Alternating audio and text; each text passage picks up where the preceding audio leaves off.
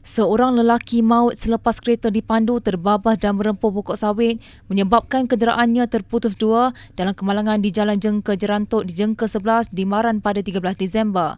Ketua Polis Daerah Maran, Superintendent Wong Kim Wai berkata, naas berlaku kira-kira jam 8.18 pagi ketika mangsa dalam perjalanan dari arah Bandar Pusat Jengka menuju Jengka 8.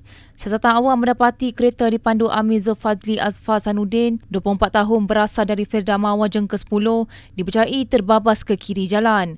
Sementara itu, penolong pengarah bahagian operasi dan penyelamat Jabatan Bomba dan Penyelamat Malaysia JBPM Pahang, Muhammad Salahuddin Issa berkata, sebaik tiba di lokasi, bomba mendapati mangsa tersepit dalam kenderaan yang remuk dan terputus dua.